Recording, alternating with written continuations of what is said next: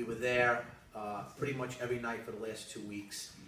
What's happening there, and the reason why we're going there is because none of the elected officials have showed up at that rally.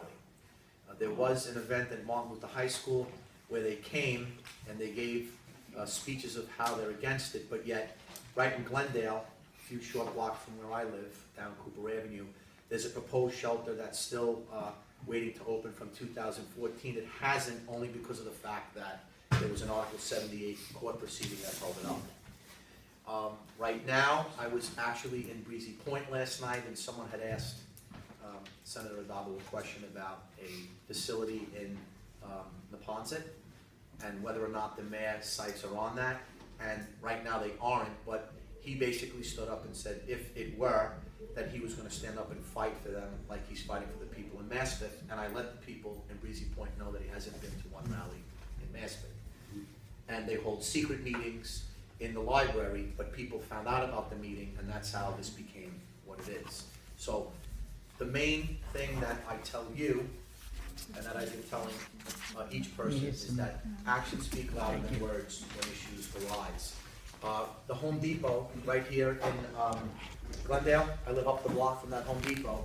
Sports Authority recently closed, and it became a dumping ground for contractors and people who would just basically throw things out of their trucks. And the garbage built up to the point where there were rats, there was vermin. People began to throw their food there, and it got to the point where people couldn't even park their cars. New York 1 went, one of the neighbors contacted me, and Community Board 6 was contacted, and they were said, well, you know, it's the end of the summer, and 311 said, well, we'll look into it, and everybody had an excuse. I went on to the city database, I found out who owned the building, I called their lawyers, I found out who the owners were, I got in touch with their managing agent, and in 48 hours the garbage was gone. So it's persistence. Great. So that's what we need. That's what we need from our elected officials, to say they send a letter or to say they make a phone call, but our motto in the campaign is actions speak louder than words. So in anything that goes on in any area that is within my district is going to have my representation, my full attention, and when I need to be there, I will be there. And I don't even go to these rallies handing out any information.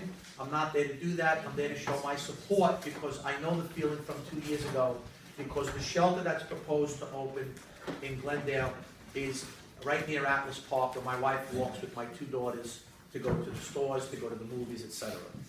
In addition to all of that, another thing, and I know Mike O'Reilly and Mike's opponent was in Breezy Point last night, rambling Mike, talking on about things. Nobody was really, it just was an on and on speech about things that I'm sure you've covered. And the biggest issue of people like Mike, myself, Alan Zwern, who's running for the assembly seat, is the quality of life and how it's been decaying in our area.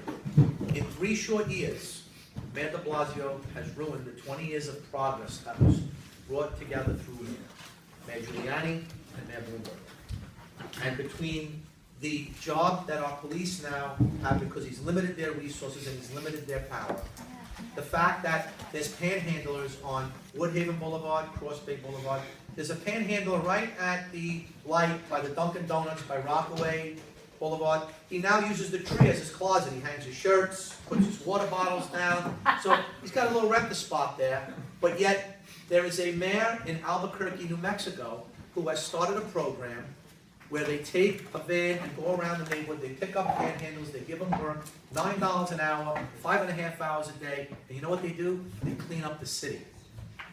They go to the parks, they go to these areas that have garbage and stuff, and they pay them. And the people want to work, but instead of continuously warehousing the people into homeless shelters like the mayor wants to do in hotels and in unsafe conditions, we're looking at ways now to prevent them from doing that. And the senator said last night to everyone in the room that the mayor pulled in all the elected officials and said, you're not pulling your weight when it comes to dealing with homeless issues or when it comes to dealing with quality of life issues. So what we're telling you is what City Hall wants, you're going to get. And my response would be, and someone like Mike's response would be, or Alan Zwern's response would be, over my dead body.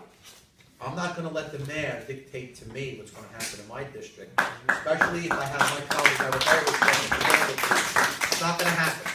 So people now have to realize that we can't continue to open up the newspapers and read about how at Trump rallies there are people beating up the people who are for Trump. If they're for Trump, they have a right to be for Trump. It doesn't mean that you have a right to hurt them because you're for somebody else. Right. Okay? So the fact that those people are doing that is because they're angry that if Trump gets in, life's going to change drastically.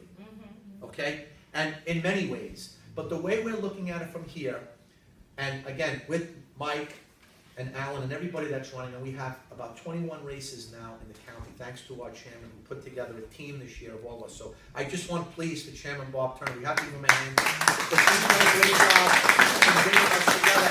And we actually have, for example, Mike Miller in the 38th, we have somebody running against him named Joe Maldonado. When Mike found out that there was a contest, Mike began calling everybody, the Republicans are challenging me, the Republicans, like how dare we do that? When people called me, I said, just let him know we live in a democracy and his days of not having a challenger are over. And that whether he likes it or not, he's going to have to actually campaign, raise money, and do what a candidate's supposed to do or an elected official does when it comes election time. But free rides for politicians that are non-Republican in Queens County are over. Win, lose, or draw, people will have a choice, and that's the key. And what's happened is we've had only one elected official, and Eric does a magnificent job. But you could see throughout the county what's happened as a result of not having anybody else on the Republican end as an elected official. And what I've been telling people is that this is the year when you go vote on November 8th, that you have the opportunity to take the bull back by the horns. And let's bring some people back in who will work and have our same core conservative Republican values, that will work to find a way to help people not continue to throw money at a problem, because that's not going to change anything. And all it's going to do is continue to give a guy like Mayor de Blasio and a guy like Governor Cuomo, and God willing we don't get Hillary Clinton into the White House, but if we can do a trickle-up diplomacy and bring people in at the local level this year, that will help us next year to get rid of Mayor de Blasio, and in 2018, get rid of Governor Cuomo. So we need to use all of our efforts, all of our strengths, and all of our resources to get people elected. I want to be your next state senator, Mike wants to be your next congressman, and Alan wants to be your next assemblyman. We want to work together, and together we can do great things, because my other motto is Donald Trump wants to make America great again. We want to make Queens great again, because Mayor de Blasio is dumping all over, and we're going to make that stop. Thank you very much. Thank you for your support.